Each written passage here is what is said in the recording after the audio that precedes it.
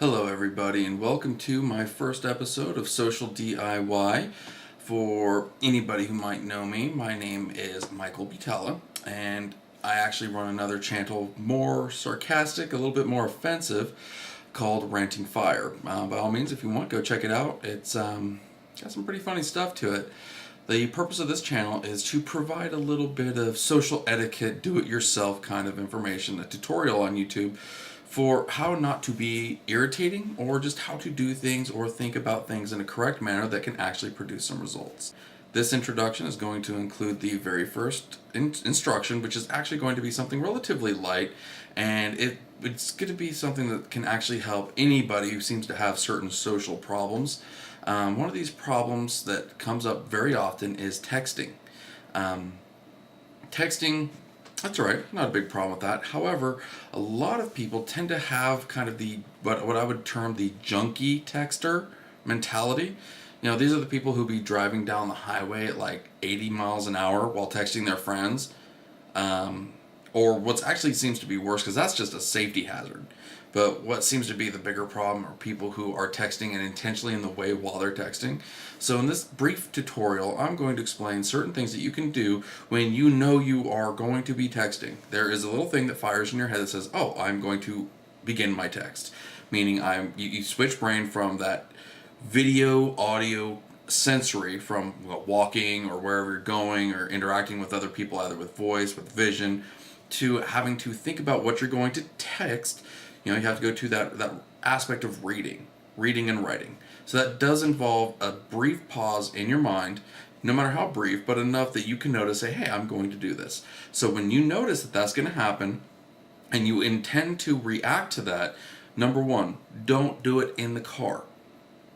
If you're going to do it in the car, make sure the car is not moving, but that also means make sure the car is out of the way. You don't want to suddenly come to a complete stop on the highway when you're going like 70 miles an hour, because not only is that going to kill somebody, but beyond that, that's just rude. When you're, especially this is for all you girls who like to text on campus, that's fine. Just move out of the way. Be nice to everybody else, have a little consideration, and move out of the way. Walking down the middle of the lane and then suddenly coming to an almost screeching halt so you can text the guy that you met online is not really very courteous, and it doesn't engender any kind of nicety by anyone else around you. Those of you who have to deal with people like this, do yourself a favor, do not be afraid to shame them for doing this, because otherwise most people don't know, they don't get it, that part of them doesn't click in their brain. So just, take them, be like, hey, listen, you don't need to be right on the side, because no matter what you do, 90% of the time the person's going to be like, oh, well, who are you? You don't know. And they're going to get indignant about it, especially if they're not watching these tutorials, to realize that it's actually kind of rude to do that. So either take one of two routes. Be like, hey, nobody cares about your text, in which case she's going to be indignant anyway, but chances are she actually will move over, even subconsciously, because she doesn't actually realize she's in the way. She's only thinking about what's going on, or he's only thinking about what's going on at that moment, because they're so wrapped up in that they're not even considering the rest of the world around them. But for those of you who do seem to have this problem, you might interact with people who are like, dude, get the hell out of the way, you might be kind of mean. It's a real simple process. It involves adding one extra thing into that little regime of routine that you have. Meaning, you know you're got a text, or you're about to text somebody, you need to get something going on, whatever the case may be, whatever you're texting about, move over to the side, away from other people, out of the way of other people. It's kind of self-explanatory as to why. If I see this all the time on campus where, people, and again, I focus more on girls because I see this mostly with girls. Most guys are usually, they want to text for a minute, so they're off somewhere where they can actually text like in a group of guys and be over here texting. Sometimes each other is kind of crazy, but a lot of times, you'll see whole girls will like be texting and another girl will be right behind her texting who's going just a little bit faster, and they run into each other. Because they're not even willing, they'll walk really slow, but they're not willing to look up, and they run into people, they trip over shit, and it's like, you're just going to cause an injury to yourself or others. So, have a little bit more awareness. when you get to that mode, I'm going to text, because again, like I said, your brain has to switch gears even a small amount to go from that audio visual world to that reading writing world. So when you get into there, just say, oh, I'm going to move over to the side, I'm going to get out of the way somehow, make sure I'm not in the way of other people who have other places to go, who are not, obsessed with texting. Anyone, again, who's having issues where you're having to interact with people who suddenly come to a stop, don't just and try to go around.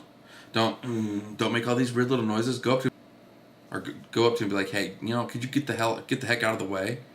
Or just be like, hey, that's kind of rude to do that. I'm not trying to be mean, but if you're going to be texting, but could you move over here so you're not in the way of other people? You can take one of two routes, because it's probably going to produce the same results when it comes, especially dealing with younger people. That idea of you get more results with honey.